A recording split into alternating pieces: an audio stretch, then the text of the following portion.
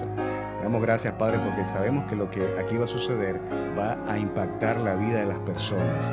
Pon palabras en nuestra boca, Señor, que pueda ser de bendición para aquellos que van a escuchar y a ver esta grabación, para que ellos puedan recibir una palabra de parte tuya de fe, de esperanza, Señor, pero sobre todo de salvación. Para ti sea toda la gloria y la honra en el nombre poderoso de Cristo Jesús.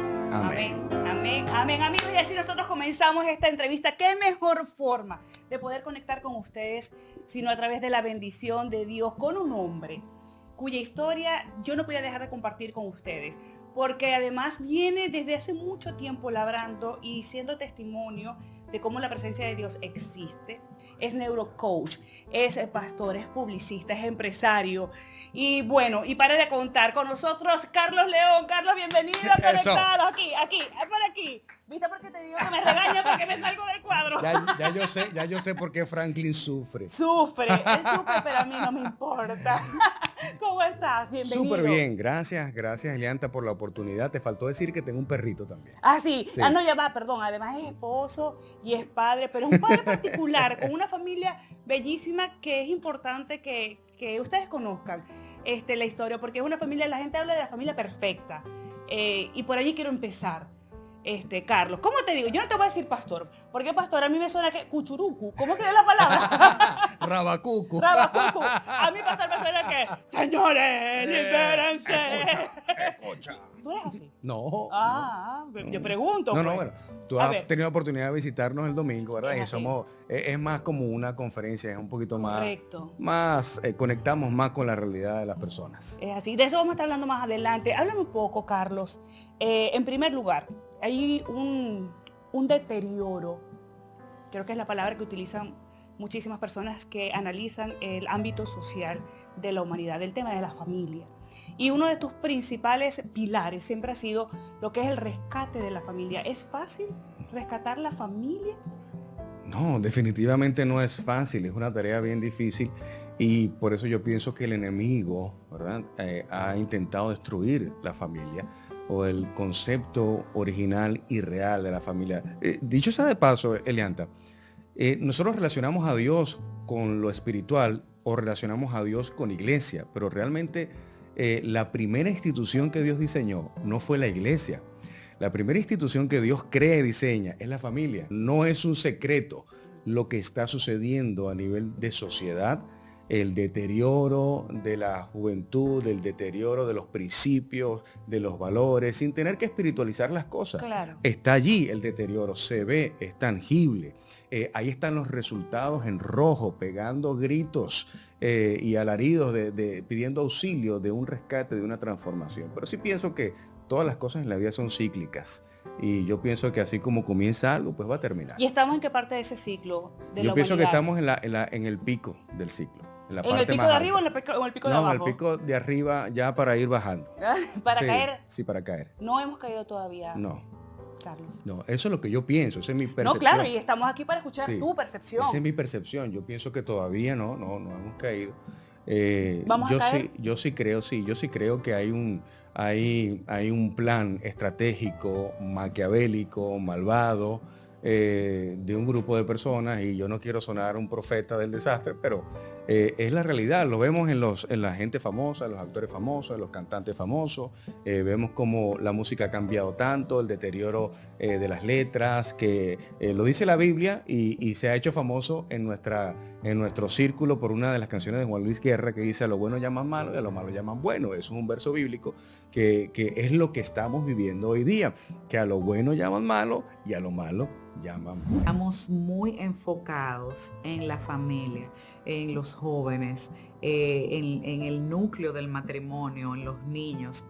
Cada profesional, aún dentro de Global, que puede dar su servicio para acompañar a familias a crecer, a recibir la verdad que las hace libre, basada en valores y principios de Dios, de lo que dice la palabra de Dios.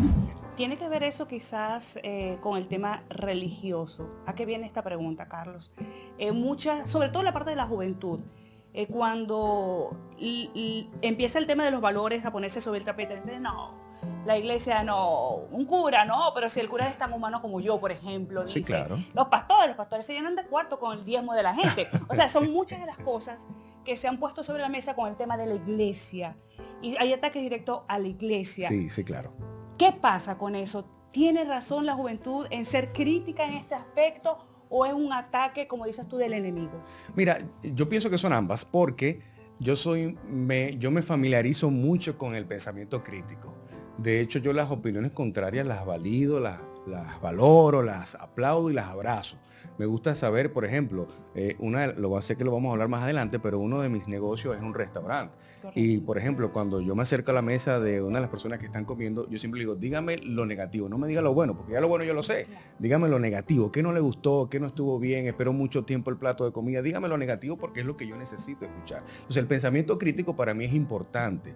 Yo lo valido y lo tomo en consideración, lo tomo en cuenta. Ahora, pero el sistema nos ha enseñado todo lo contrario. Claro, claro, porque crecemos con una necesidad de aprobación tan alta que yo necesito escuchar lo positivo que yo creo que estoy haciendo, pero no lo negativo que necesito escuchar. ¿Qué pasa con el sistema de creencias? ¿Qué ha pasado, Carlos, con esa forma de criar a nuestros niños, niñas y adolescentes? Pues algunos que ya somos adultos, otros Ajá. están en etapa inicial.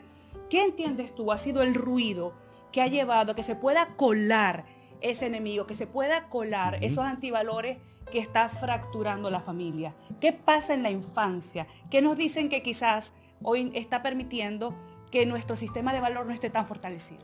Mira, hay 4 cosas que definen la personalidad de una persona hasta los 7 años de edad. Y aquí ya entro con Con el neurocoach. la camisa de neurocoach. Hay 4 cosas que programa la personalidad de un niño, de una niña hasta los 7 años de edad.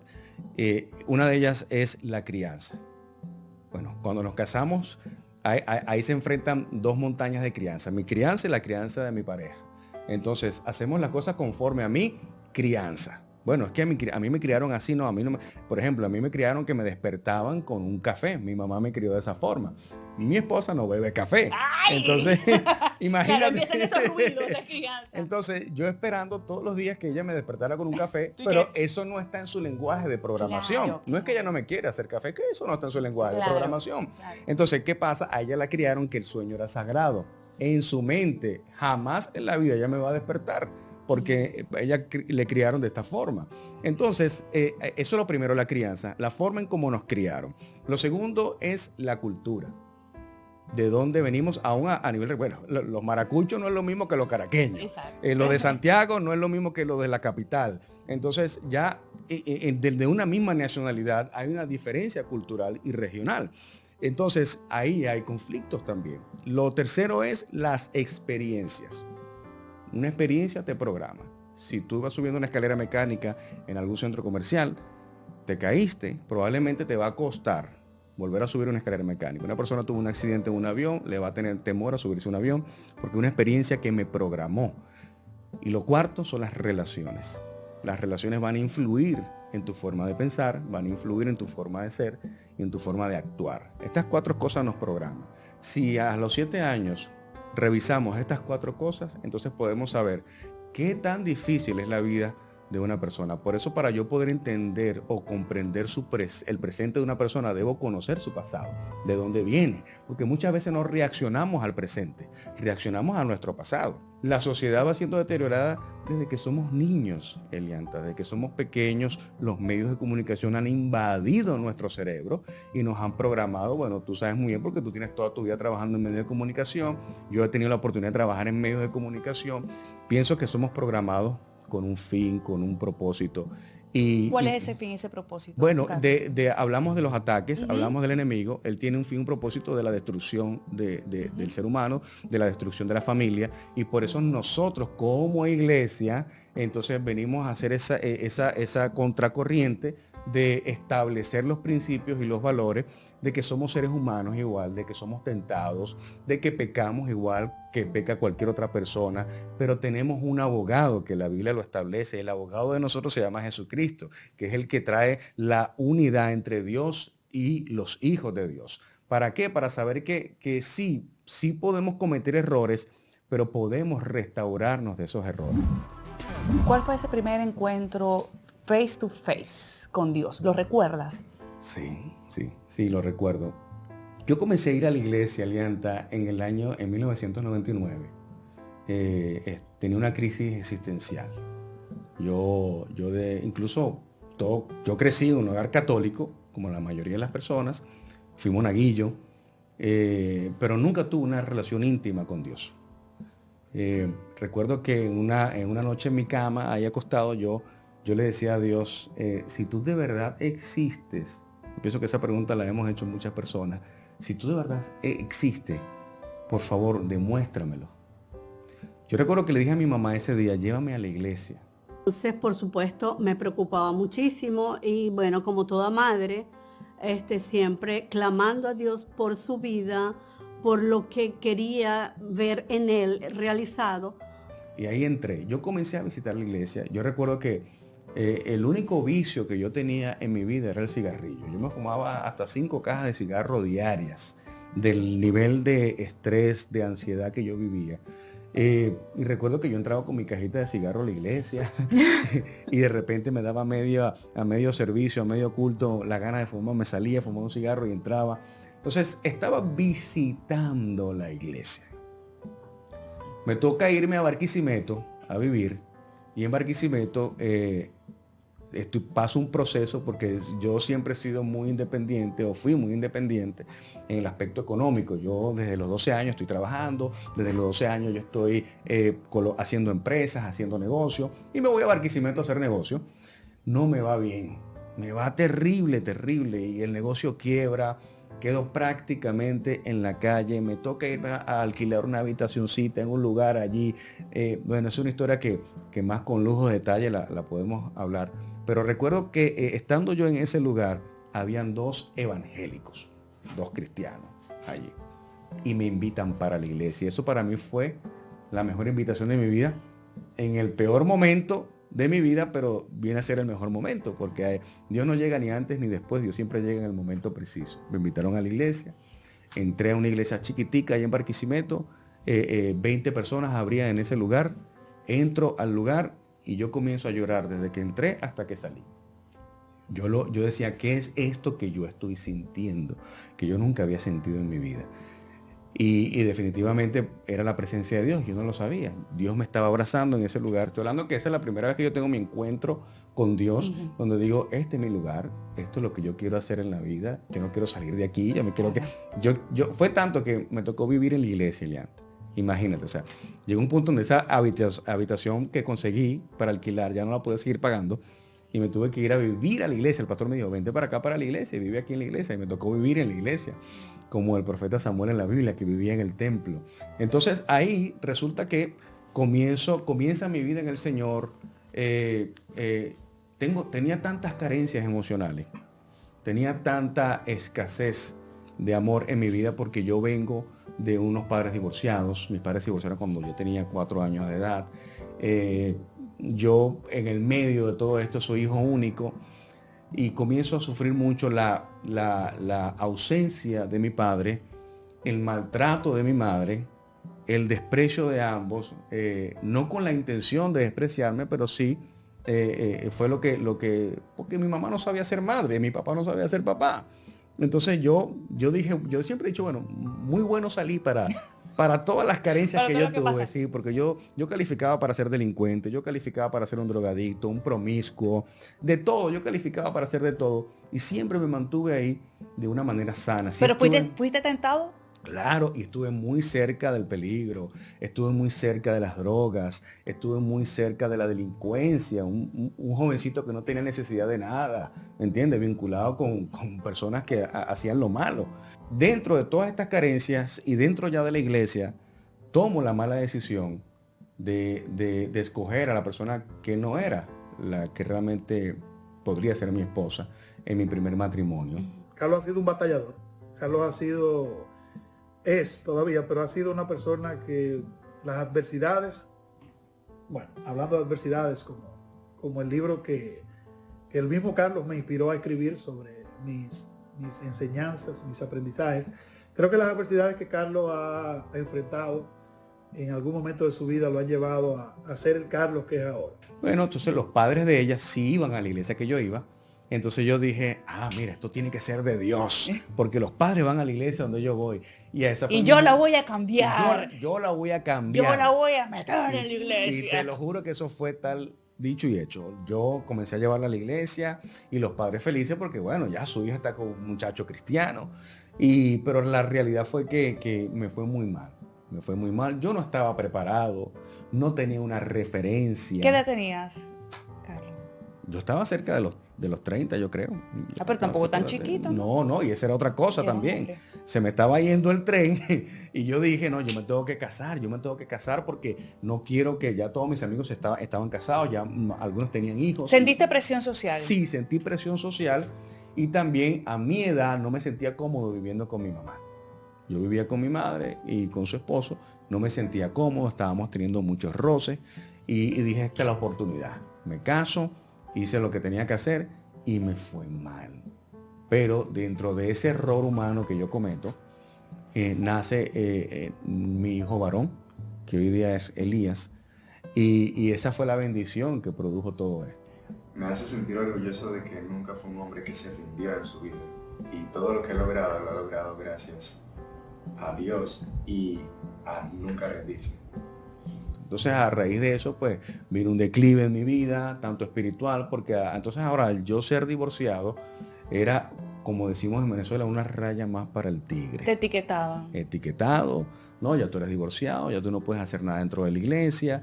Yo quería ser pastor desde que yo conocí a Dios. Mucha gente me decía, no, porque es que ahora tú no puedes ser pastor, porque tú ahora eres divorciado. Es decir, que la iglesia te dio la espalda en ese momento. Ahí la iglesia, no la iglesia en general, sino a la iglesia que yo asistía, Claro. me dijeron eso, tú eres divorciado, ya tú nunca podrás ser pastor. Y eso me marcó tanto que me entristeció y ahí entro en un proceso de sanidad. Encontré un refugio en otra iglesia en Valencia. Dios, y entonces ya él se radicó en Valencia. Ahí estuvo sirviéndole al Señor en una iglesia donde comenzó a crecer. Y por supuesto, pues en ese crecimiento, pues hubo muchas cosas en su vida que fueron marcándolo por mucho tiempo. En ese proceso entonces sale una invitación porque ya en ese entonces yo daba conferencias, yo daba charlas, yo siempre, incluso antes de conocer a Dios y antes de involucrarme con la iglesia, una de las cosas que yo hacía era dar charlas en los colegios, daba conferencias, siempre tuve como esa vena de conferencista motivacional. Entonces, para ese entonces, como yo estudié comunicación social, yo trabajaba en radio y televisión. En aquel entonces yo siempre andaba con una consolita pequeña, con un microfonito, y yo grababa cápsulas de 3 minutos, 5 minutos. Y yo comenzaba a mandar todas esas cápsulas por internet. Y yo decía, bueno, vamos a ver a quién le llega esto. Vamos a ver quién le llega. Y entonces me llaman de Puerto Rico para decirme que les gustó el material, una organización que trabaja con recursos humanos, ni siquiera era una organización cristiana. Me escriben para decirme que si yo quería participar en una conferencia que se iba a dar para todos los departamentos de recursos humanos de las empresas de Puerto Rico. Yo dije, bueno, esto es más grande que yo, pero como yo soy venezolano, y tú sabes, yo voy a usar una palabra que el venezolano me entiende, yo soy restiado. Lanzado. ¿Cómo se dice aquí? Agentado. Franklin, así, lanzado igual. Lanzado, agentado. Yo dije, sí, yo mismo soy. Y agarro, yo mando toda mi biografía, mando mi currículum, mando todo. Y quedo seleccionado entre 500 personas. Ellos compran pasajes, ellos compran todo. Yo estoy en el peor momento de mi vida. Ellos compran ¿Estabas pasajes. roto, Carlos? No, yo rotísimo. Estaba yo. Estaba sin ni uno, como decimos acá en Dominicana. No tenía nada. Yo estaba viviendo en la iglesia. Impulsó en ese momento a poder enviar esos papeles en medio de esa situación que tú estabas viviendo. Porque hay gente que se queda y dice, estoy roto, estoy deprimido, Sí. no sirvo para nada, he fracasado, y se queda. ¿Qué hizo la diferencia entre que Carlos se impulsara a enviar esos papeles y no quedarse estancado allí? Mira, yo estaba deprimido. Yo estaba muy deprimido. Mucho. muy deprimido. ¿Llegaste a pensar inclusive quizás en atentar contra tu Sí, vida, Carlos? no tenía el valor de yo atentar contra mi vida, de hacerlo yo, pero sí le decía mucho a Dios, quítame la vida, o sea, ya por favor, yo no quiero seguir viviendo. Fíjate tú, yo dormía en el suelo de una oficina de la iglesia, en un colchón inflable. Yo me despertaba de madrugada pensando que yo estaba en mi cama, en mi casa, con mi esposa. Por eso le admiro mucho, porque ha sabido venir de donde viene, ha sabido caer, pero con la mirada hacia arriba. Venir de dormir en el piso de una iglesia, ahora estar en Puerto Rico, que me están atendiendo de mil maravillas, doy una conferencia a un grupo, ahí estaba el recurso humano de Movistar, para que tú tengas una idea, ahí estaba el recurso humano de Nestlé, ahí estaba el recurso humano de muchas marcas famosas, y yo dando Y una Carlos. conferencia a esta gente, que yo no lo podía creer. Pasó algo muy curioso ese día, ¿verdad? Yo doy la conferencia, recuerdo que la conferencia se tituló Más allá de la estructura. Doy la conferencia y al final se me acercaron dos mujeres mayores, dos señoras mayores, se me acercaron y me dijeron, tú no vas a entender esto que te vamos a decir, me dice ella, pero yo quiero que tú sepas que Dios nos mostró todo lo que va a hacer contigo. Y va a hacer esto. Y ellos me dijeron todo.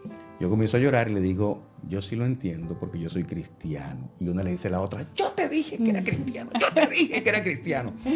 Y yo entendí lo que estaba sucediendo en ese momento. Era Dios hablándome a través de esas dos personas.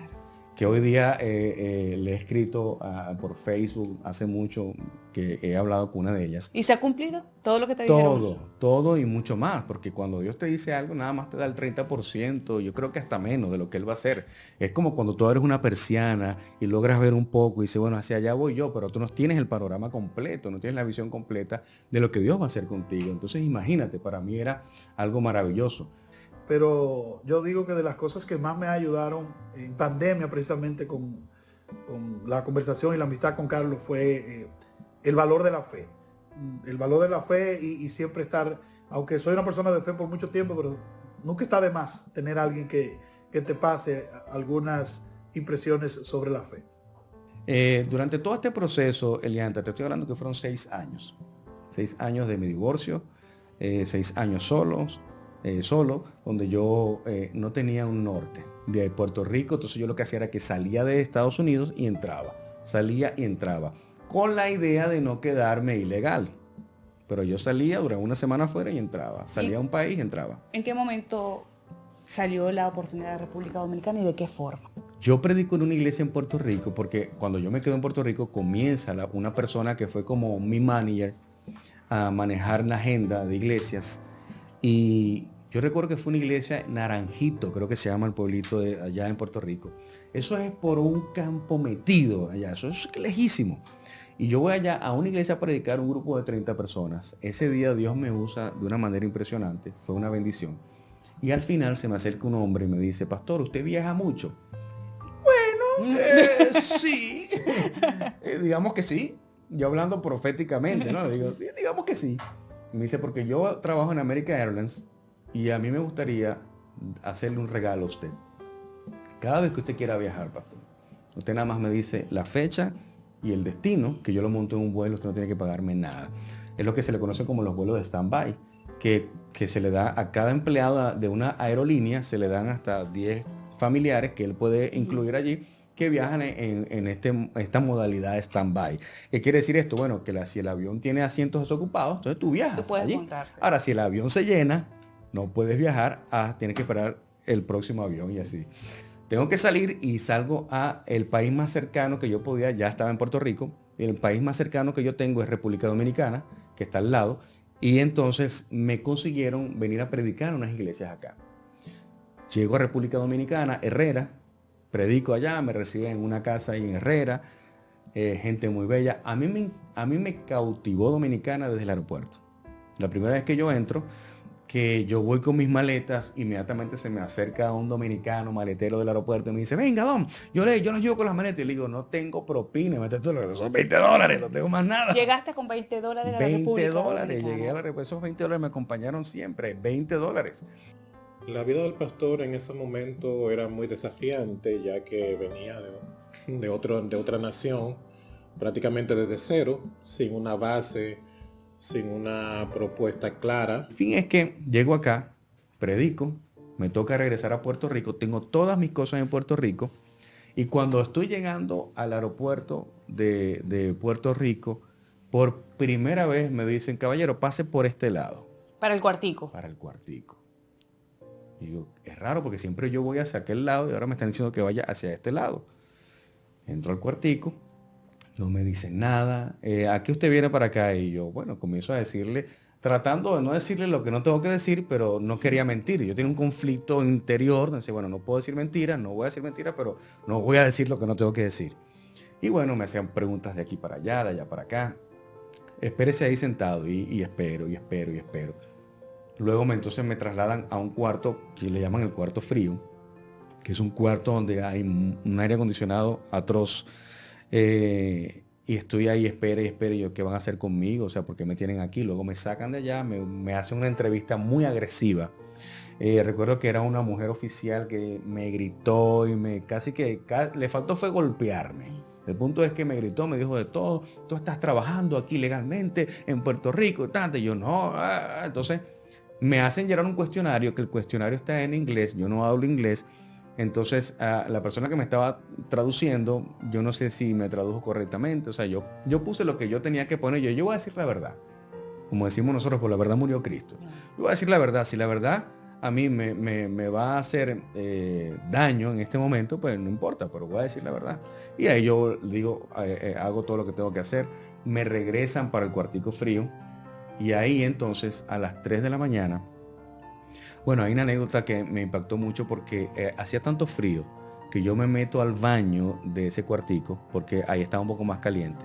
A los 3 minutos entraron 2 oficiales, me agarraron por la espalda, me pegaron contra la pared de una manera muy agresiva porque ellos pensaron, según lo que ellos me dicen, que yo me iba a quitar la vida con las trenzas de los zapatos, los cordones de los zapatos. Wow. Y me dicen, quítate los cordones de una manera muy agresiva. Yo me pongo nervioso, temblar, porque en mi vida yo he estado preso.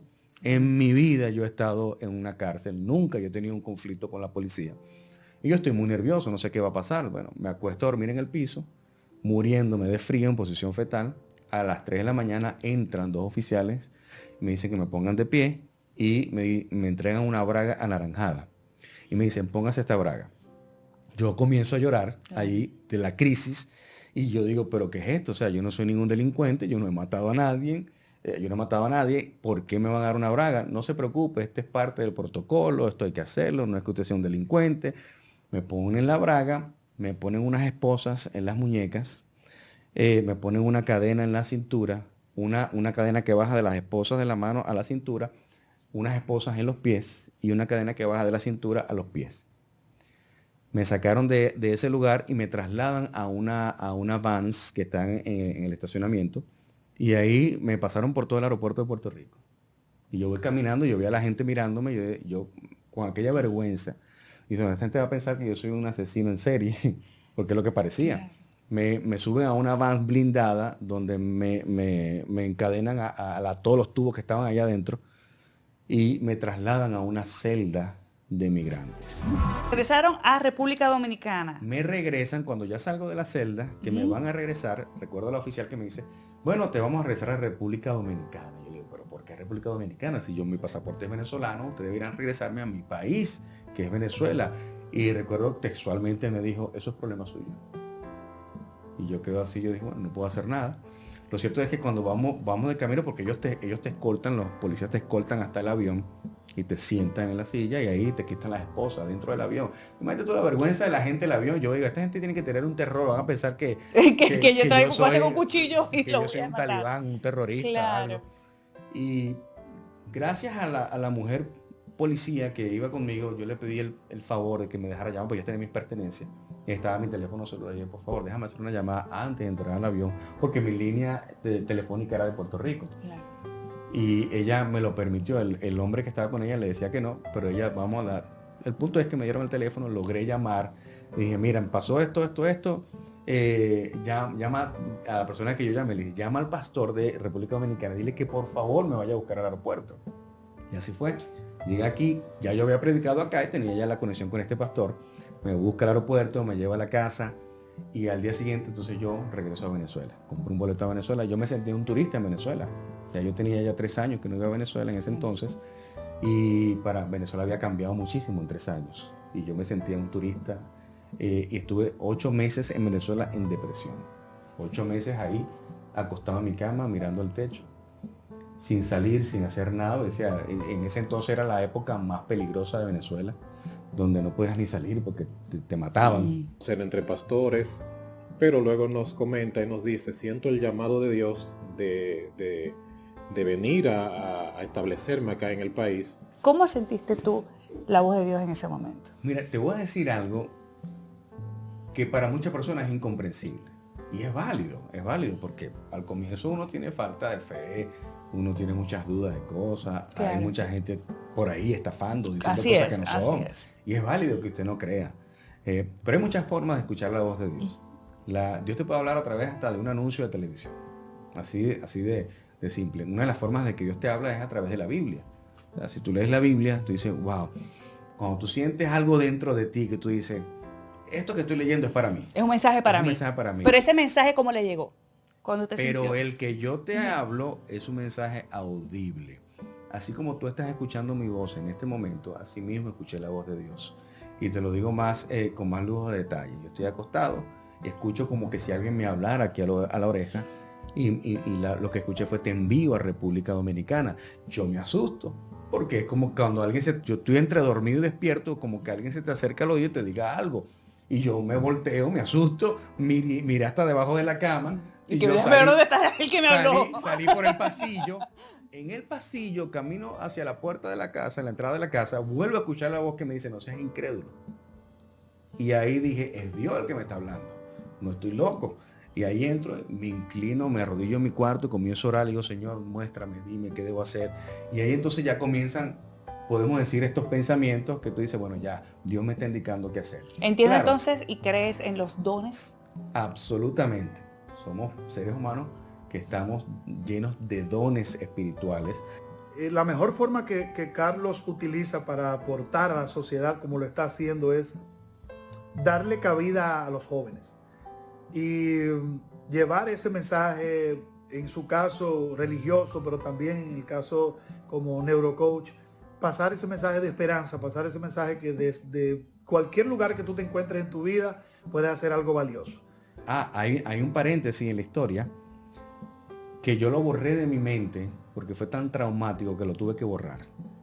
Luego que a mí me quitan la visa, estoy preso en una celda, voy a Venezuela, me invitan a México a predicar. Voy a México, cuando estoy entrando al aeropuerto de México, que me toca pasar por migración mexicana, me dicen: pase por aquí, Para el cuartito otra vez. para el cuartito. Un mes después de eso. Y ahí la situación fue peor, porque ahí estaba en un cuartico de 3x3 lleno de salvadoreños, de ecuatorianos, de guatemaltecos, allí lleno. Yo estaba ya sintiéndome asfixiado, me entré en desespero. Entonces ellos alegan que yo intenté entrar a Estados Unidos por suelo mexicano. Y entonces me hacen ese expediente en migración.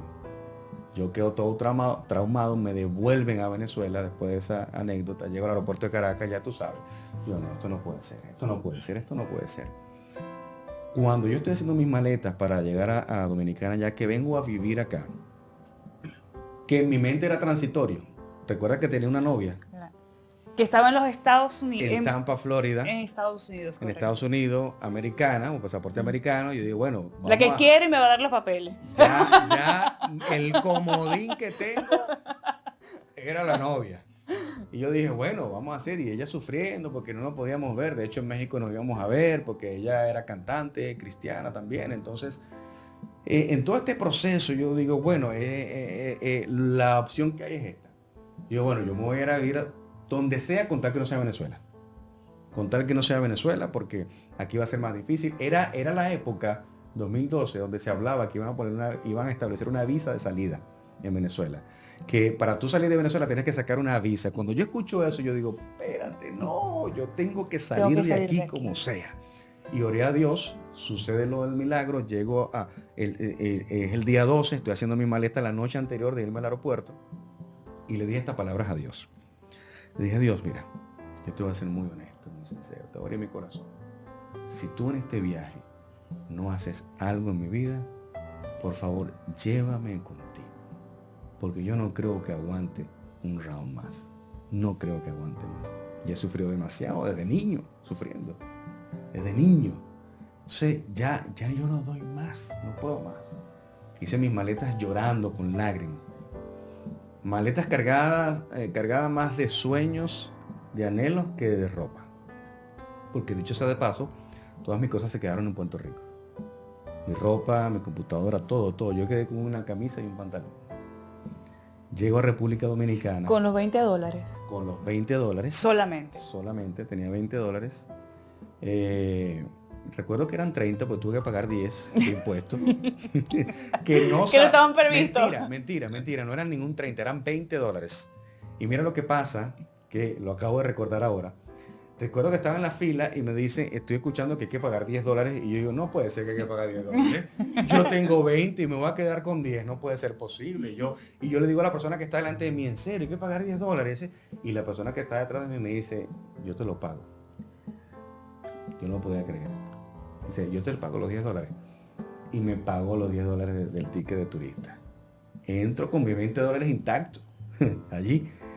Y me fue a buscar la persona con quien yo iba a vivir, que es una persona, un joven, una belleza de persona que me recibe. Vivía solo porque sus padres vivían en Estados Unidos, vivía solo en una casa.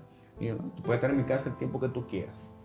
Y fue un tiempo muy hermoso, de mucha bendición, pero fue mucho proceso.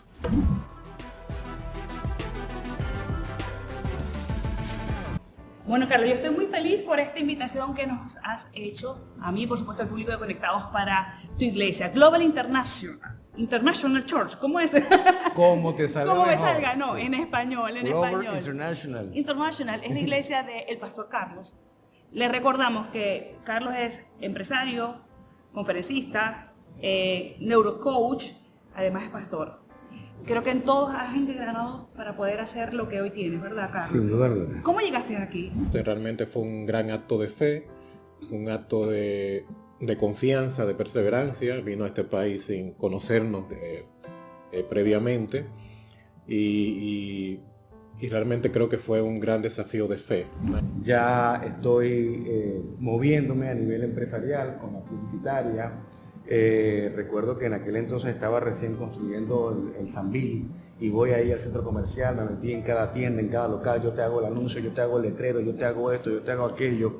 Entonces comienzo yo a producir dinero, y produciendo dinero comienzo ya a moverme, ya me salgo de los Tres Ojos. ¿Te acuerdas que te había dicho que estaba en los Tres Ojos? Me mudo más hacia el centro porque me quedaba bien lejos. Claro. Y era complicado yo venir. Ya va, espérate allí, porque yo quiero que me expliques cómo se sale de los $20, ¿verdad? Y yo sé que va a ser muy complejo poderlo resumir en apenas segundos. ¿Cómo se sale de los $20 y empiezas justamente en un país que no es tuyo? Fue muy desafiante porque tuvo muchos engaños, mucha traición. Pero él seguía siempre avanzando a lo que él quería, a su meta, que era servir a Dios. Fíjate que te había comentado de un amigo que fue el que me conectó con la persona con la que ya yo estuve viviendo en ese tiempo. Resulta que mientras sucede este proceso... Invítame a sentar. Te invito a sentar. Gracias. Yo me siento si no me invitan. Esta no es mi casa. Bueno, sí es mi casa, sí. Pues así lo siento. Fíjate que había una revista de una persona, un gran amigo, que es la persona que prácticamente me conecta con ciertas cosas, negocio, iglesia, que es muy sedual, y Joel Gomera. Ellos dos lideran una revista titulada Armonía Magazine. En ese momento hacíamos la versión impresa y llega uno de los ejemplares en sus manos. Él queda impresionado con el concepto de diseño, el contenido que ofrecía la revista, y ahí nos empieza a escribir a través de Facebook. Sí, me salían muchas oportunidades de ir a las iglesias a predicar, hasta que un día viendo las redes sociales y bueno, aquí te va a hablar el hombre. Ok. El hombre. Ok. Yo estoy viendo mis redes sociales y en Facebook hay algo que te salen las sugerencias de ciertas personas, ¿verdad? Y yo veo una foto de una persona que me aparece en sugerencias y yo, y le doy clic allí y comienzo a mirar. Una persona femenina. Una persona femenina.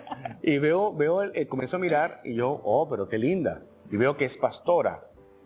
Entonces, wow, es pastora.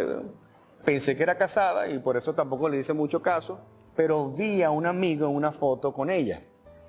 Y le hablo a esta persona, le digo, mira, te vi en una foto de una iglesia que no he escuchado, no sé. Y me dice, sí, esa es la iglesia tal. En aquel entonces el nombre de esta iglesia era Catedral de Adoración. Esta iglesia antes. Esta iglesia antes era Catedral. Fue fundada por mi madre en el 1985. Era una iglesia ya madura, con tradiciones muy firmes, la cual yo como relevo, donde se dice espiritualmente que heredé el manto de mi madre. Y me conecta con el hermano de mi esposa, que prácticamente era el líder también de lo que funcionaba acá. Cuando nos juntamos a comer para conocernos, teníamos muchos amigos en común. En Venezuela, en Estados Unidos, y eso a él le maravilló por la formación que yo traía. Entonces me dice, lo que tú tienes nosotros lo necesitamos. Yo quiero que vayas a predicar a la iglesia, pero no solo a predicar, yo quiero que nos ayudes en todos los aspectos de cambiar la imagen de la iglesia, de traer algo novedoso a la iglesia, me dice él. Y yo, buenísimo, porque él es muy visionario. Inmediatamente vio todo, me dio fecha, 23 de marzo del 2013, ¿verdad? 2013, 2014. Yo creo que por ahí, 2013 o 2014. Sí, marzo del 14. ¿Se puede decir que fue como amor a primera vista?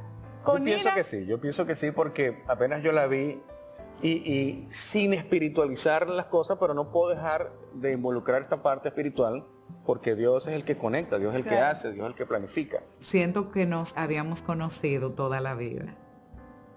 Yo llego acá al lugar, voy a predicar, subo, y después que yo estoy ya arriba predicando es que ella llega. O sea, nosotros ni siquiera nos saludamos al comienzo.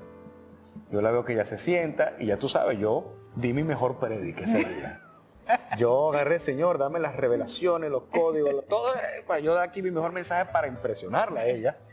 Y bueno, después que yo termino de predicar, ella sube para despedir y cerrar. Y ahí nos conectamos, recuerdo que estábamos aquí cerca conversando. Y lo que ella me dice, entonces tú eres divorciada, yo también soy divorciada. Ay, mira, tenemos algunas cosas en común. Tú eres publicista, yo también soy publicista, me dice. Ay, qué bien, tenemos que juntarnos un día. Y yo, claro. Por supuesto. Hay que juntarnos, claro que sí. Y ahí se comenzó una relación. Teníamos mucho en común. Él estudió publicidad y yo también. Él también era comunicador, trabajó en producción de televisión y radio, y de igual forma, pues ese era mi ambiente también. ¿Será un mensaje de parte de Dios? ¿Es cierto que ella estaba en una gran depresión en ese momento? Bueno, en ese entonces ya ella estaba un poco mejor, ¿verdad? Pero en su divorcio ella sufrió una gran depresión. Sencillamente en ese tiempo fue cuando pude sanar, estar apartada un poco, que siempre había estado al frente de trabajo, de liderazgo, en medio de mucha gente. Y entonces es ahí donde puedo conectar conmigo misma para sanar y madurar las áreas que tenía que madurar y para entender que la vida no se había terminado. Pero cuando yo la conozco, ya ella estaba quizás respirando ya un poco mejor, ya estaba más estable, con sus 3 hijas, 3 hermosas niñas que tiene de su primer matrimonio. Siempre que nosotros tenemos como sueños o metas o algo que queremos lograr, hacer o incluso ser, como también apoyadora en cosas como personales, como que estoy trabajando esto o me gustaría lograr esto, él siempre tiene como que su mano, su consejo, y nos hace saber y nos lo muestra también, en el sentido de que yo siempre he sentido su apoyo. Si yo necesito algo, o quiero hablar de algo, o quiero lograr algo, yo sé que yo puedo ir a donde él y él me apoya. Aparece una oferta, en ese lugar del barbecue la llaman a ella de Antena Latina para ofrecerle 48 horas de programación porque venía Semana Santa. Y ella me dice, ¿tú te atreves? Y yo le digo, Eso es lo que yo hago. Claro. Televisión, radio, ese es mi mundo. Vamos arriba y nos reunimos con el equipo y comenzamos entonces a tener más vínculo relacional. Tenemos que juntar hasta las 2, 3 de la mañana en unas oficinas. Yo lo conocí cuando él estaba grabando el programa con mami. Entonces, me pareció una persona súper chula. Obviamente yo no pensaba que iba a ser algo más. Pero me caía súper bien. Invitamos a Ramón Orlando y a su esposa para una entrevista, porque ellos son cristianos. Hoy día Ramón Orlando es pastor. Pastor. Y los entrevistamos. Ramón Orlando dice que cuando él sale de la entrevista que le hicimos Nini y yo, que era como si lo hubiéramos hecho toda la vida, ahí los dos de presentadores allí, sale Ramón Orlando y le dice a la esposa, tú sabes, esos dos se van a casar. Le dice a ella, es una anécdota. Y resulta que él nos casó, Ramón Orlando fue quien nos casó a nosotros, nos hizo la boda. Carlos, de ahí nace entonces, sale la esposa y sale la compañera Sí. de pastoreo. O sea, se une no solamente como familia, en núcleo familiar, sino también en familia cristiana. Sí. Y es así cuando entonces empieza el trabajo acá. Mira, cuando nos casamos, ahí, bueno, sucede una crisis porque hubo personas que no estuvieron de acuerdo. Y yo los entiendo, porque nos casamos en 4 meses. Era una locura. Yo no quería tener una relación formal. De hecho, había dicho que no me volvería a casar. Cosa que decimos después de, pues, tal vez un fracaso. Pero entendí que como se dieron las cosas, pues Dios nos estaba llevando de la mano. Pero para poder entender eso tenías que estar muy conectada con Dios para entender lo que allí estaba sucediendo, que era un plan de Dios que tenía ya desde hace mucho. Mi suegra era la pastora, fue la apóstol por muchos años, ella fundó esta iglesia en el año 1985, y hasta ese día ella fue la cabeza de esto. Y cuando ya nos vamos a casar, mi suegra me dice, les entrego a ustedes, tú eres el sacerdote de esto, tú eres el que va a administrar esto, ya esto es de ustedes, yo me retiro. Carlos, y las personas, ¿cuál es la diferencia que tiene Global, la iglesia, como iglesia, con otras iglesias cristianas? O sea, el que viene aquí, ¿cuál es esa oferta? Porque vamos a hablar de oferta, al final del camino todo es negocio. O sea, negocio es el buen precio, todo es mercadeo, esa es la palabra. Al final del camino todo es mercadeo. ¿Por qué la gente llega a Global y llega además, porque hice mi tarea, de muchísimas religiones? Sí. Y Global es el punto de encuentro. ¿Qué es lo que ofrece distinto a los demás? Sí, mira, más que una religión, ofrecemos una relación personal con Jesús. El pastor Carlos inspiró la transformación de mi vida a través de su testimonio de vida, reflejando un hombre de fe, perseverancia, visionario, lleno de amor por el prójimo y con una gran pasión por las almas. Pienso que esta parte ha ayudado mucho a crear una comunidad que conecta con lo que nosotros hacemos. El mensaje debe ser concentrado, aquí y en Pekín. El mensaje es concentrado. El vehículo que lleva ese mensaje puede cambiar, puede ser diferente. Yo he cambiado hasta mi forma de vestir para subir a predicar. No, y utiliza además inclusive herramientas audiovisuales como las películas. Totalmente. Que todas las personas ven y dan su mensaje y tú lo traes Sí. a tu discurso. Sí.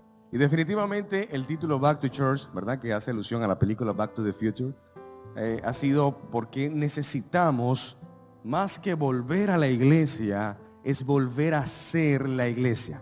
Más que volver a un edificio, es volver al propósito que Dios tiene para cada uno de nosotros. Porque al final es un discurso, Sí, guiado sí. no por Dios. Sí, claro, es una conferencia. Es una conferencia que uno da con principios espirituales y prácticos. O sea, la gente sale de aquí no con que aprendió un versículo nuevo. La gente sale de aquí sabiendo qué hacer para su matrimonio, qué hacer para su negocio, qué hacer para su familia, qué hacer para sus hijos. Es un evangelio práctico y es lo que nosotros hacemos. Entonces, pienso que la diferencia que tenemos es esa. Ha hecho mucha transformación en mi vida y en la vida de mi familia.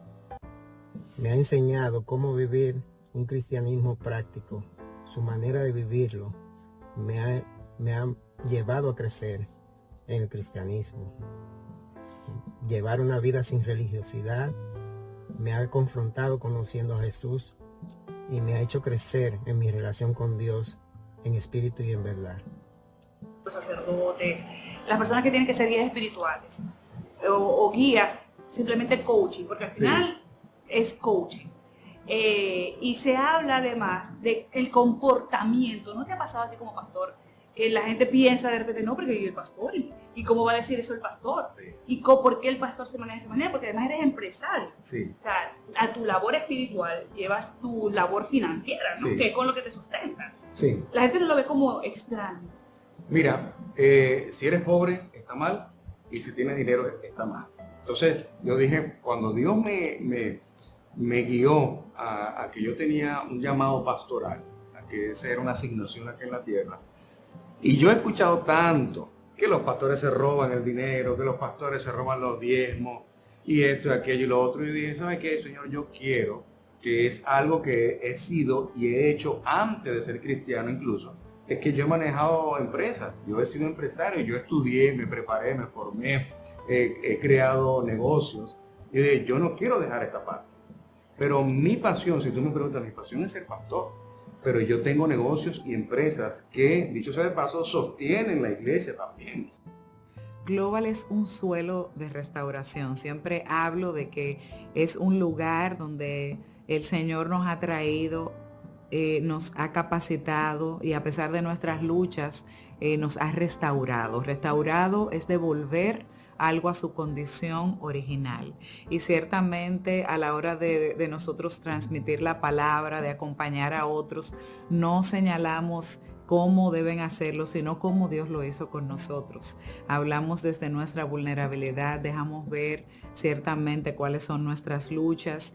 Y ahora, Carlos, cuando el versículo que dice, es más fácil que entre un camello por el ojo de una aguja que un rico en el reino de los cielos. Y han apalancado además muchas religiones.